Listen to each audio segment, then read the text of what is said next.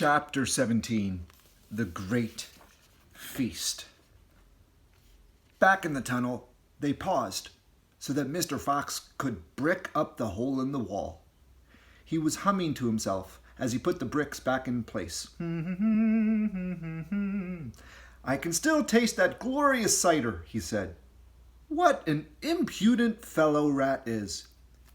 He has bad manners, Badger said.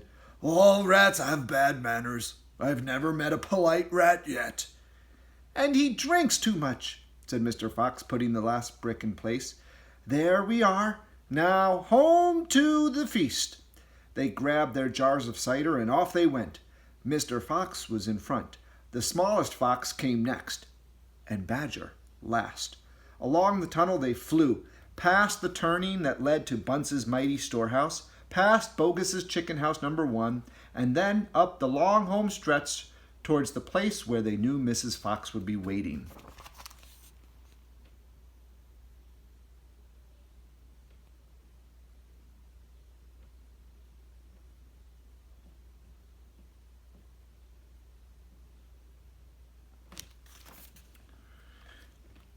Keep it up, my darlings, shouted Mr. Fox. We'll soon be there.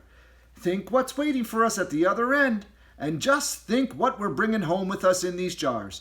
That ought to cheer up poor Mrs. Fox. Mr. Fox sang a little song as he ran. Home again swiftly I glide, back to my beautiful bride. She'll not feel so rotten as soon as she's gotten some cider inside her inside. Then Badger joined in.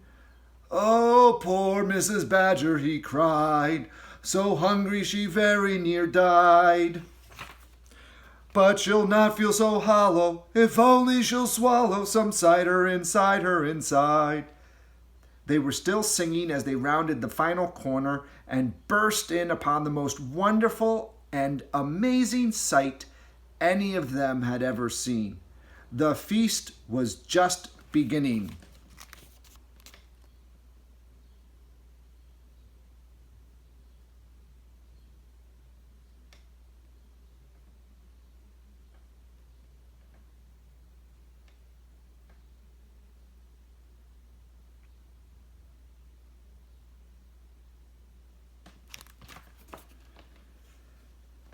A large dining room had been hollowed out of the earth, and in the middle of it, seated around a huge table, were no less than 29 animals. There were Mrs. Fox and 3 small foxes, Mrs. Badger and 3 small badgers, Mole and Mrs. Mole, and 4 small moles, Rabbit and Mrs. Rabbit, and 5 small rabbits, Weasel and Mrs. Weasel, and 6 small weasels.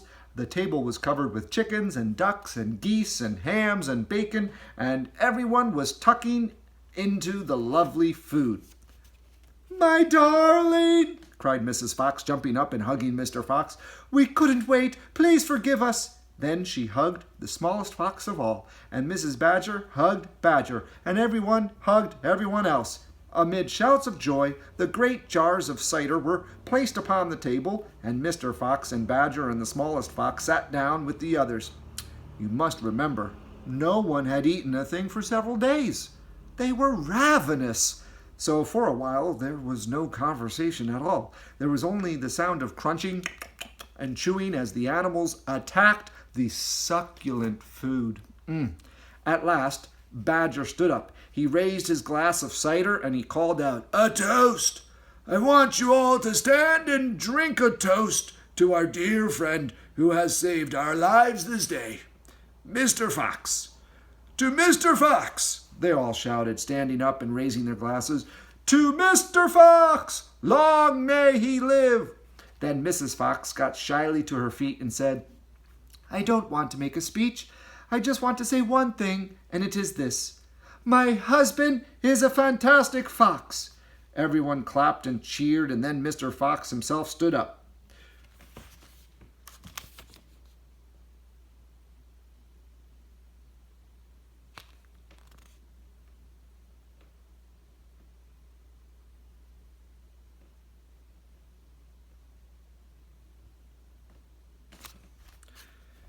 Mr. Fox stood up and said, This delicious meal, he began, and then he stopped. In the silence that followed, he let fly a tremendous belch. He burped. There was laughter, ha ha ha, and more clapping. This delicious meal, my friends, he went on, is by courtesy of Messieurs Bogus, Bunce, and Bean. Ha ha! More cheering and laughter. And I hope you have enjoyed it as much as I have. He let fly another colossal belch. He burped again.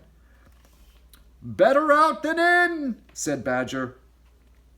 Thank you, said Mr. Fox, grinning hugely. But now, my friends, let us be serious. Let us think of tomorrow and the next day and the days after that. If we go out, we will be killed, right? Right, they shouted. We'll be shot before we've gone a yard, said Badger. Exactly, said Mr. Fox. But who wants to go out anyway? Let me ask you that. We are all diggers, every one of us. We hate the outside. The outside is full of enemies. We only go out because we have to get food for our families. But now, my friends, we have an entirely new setup. We have a safe tunnel leading to 3 of the finest stores in the world. We do indeed, said Badger. I've seen them. And you know what that means? Said Mr. Fox. It means that none of us need ever go out into the open again. Oh, there was a buzz of excitement around the table. I therefore invite you all, Mr. Fox went on, to stay here with me forever. Here's Mr. Fox giving the toast.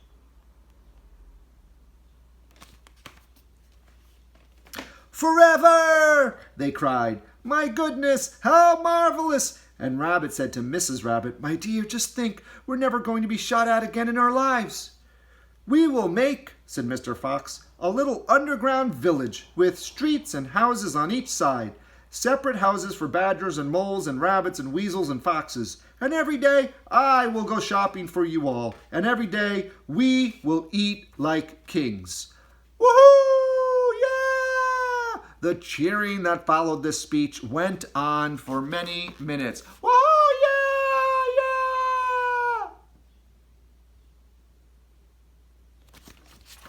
Chapter 18, Still Waiting. Outside the fox's hole, Bogus and Bunce and Bean sat beside their tents with their guns on their laps. It was beginning to rain. Water was trickling down the necks of the 3 men and into their shoes. We won't stay down there much longer now, Bogus said. The brute must be famished, Bunce said. That's right, Bean said. He'll be making a dash for it any moment. Keep your guns handy. They sat there by the hole, waiting for the fox to come out. And, so far as I know, they are still waiting.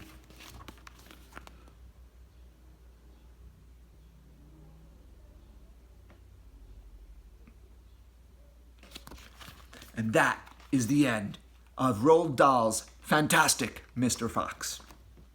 Hope you enjoyed it.